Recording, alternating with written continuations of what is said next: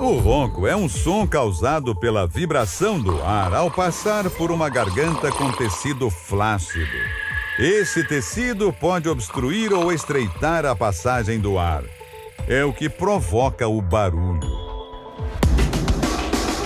No grupo com mais probabilidade de roncar estão homens mais velhos, gordinhos, quem bebe e quem fuma. Então, à noite, o sono vem, a gente relaxa. Então, se a pessoa tem essas condições, favorece o estreitamento da garganta. E não é só a saúde física que o ronco atrapalha. A emocional também. Recentemente, uma pesquisa realizada na Universidade da Califórnia revelou que o ronco é a terceira maior causa de divórcios nos Estados Unidos e no Reino Unido. Os dados sugerem que a interrupção do sono coloca pressão sobre o relacionamento. A falta de descanso leva ao desgaste do casamento. E as constantes discussões à separação. O incômodo é tanto que Adriana já fez até um vídeo flagrando o marido e publicou nas redes sociais. Na legenda, brinca com um pedido de divórcio. Desse dia eu me irritei. Fiz o vídeo e postei. Postei nas redes sociais, postei nos grupos.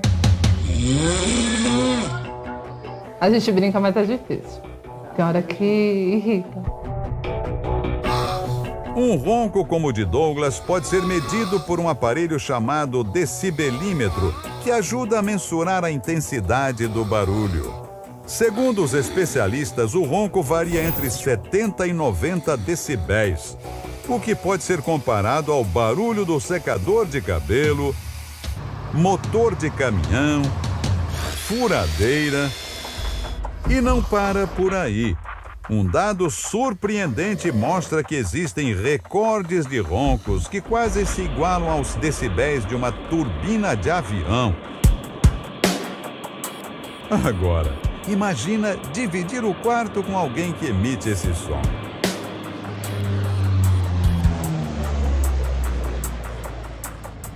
Meu irmão, meu pai, minha avó. Andréia e Sandro vivem o que costumam chamar de casamento dos sonhos. A história dos dois começa sem nenhum ruído, até que o filho do casal nasce. Foi a hora que eu comecei a escutar. Então, assim, eu acredito que ele sempre roncou. Mas, antigamente, não me incomodava, porque eu não escutava, enfim, não estava nem aí. A hora que meu filho nasceu, aquilo começou a ficar muito insuportável. Essa questão do ronco acabava gerando um atrito de ela falar, vou dormir no outro quarto, ou você vai dormir no outro quarto, ou na sala. Alguma coisa nesse mundo tem que curar esse ronco, não é possível. O desespero da Andréia era tão grande com o ronco do Sandro que ela não só falava para ele do problema que ela tinha à noite, ela mandava e-mails também. Esse aqui é um dos e-mails que ela chegou a mandar para ele no dia 15 de maio de 2014, às 2 da manhã, 2 horas e 2 minutos. É provavelmente a hora que você acordou e não conseguiu mais dormir. Não consegui mais dormir. Ó, aqui tem outro e-mail dela, às 2h08 da manhã, também de madrugada. O assunto do e-mail, o título é Amor me ajuda. Eu preciso que você procure ajuda para que a gente ajude nosso casamento. Na mensagem, ela encaminha artigos médicos e informações sobre como combater o ronco. Procurar ajuda médica é sempre necessário. Por trás de um ronco inocente podem estar escondidas diversas doenças. Uma delas é a apneia do sono. A apneia do sono é um distúrbio que faz com que a pessoa pare de respirar por alguns segundos, diversas vezes durante a noite.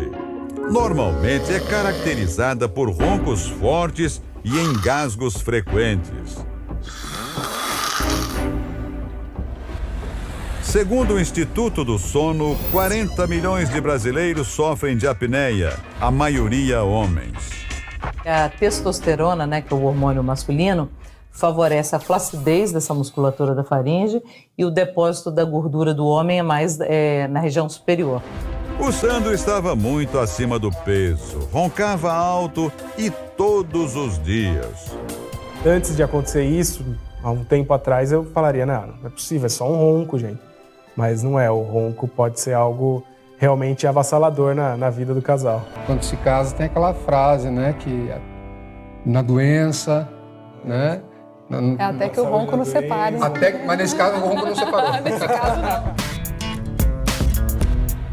Andréia e Sandro. Adriana e Douglas. Natasha e Glauco. 3 casais contra um inimigo comum. Quem diria que depois do casamento, a marcha nupcial se transformaria nesta outra sinfonia, hein?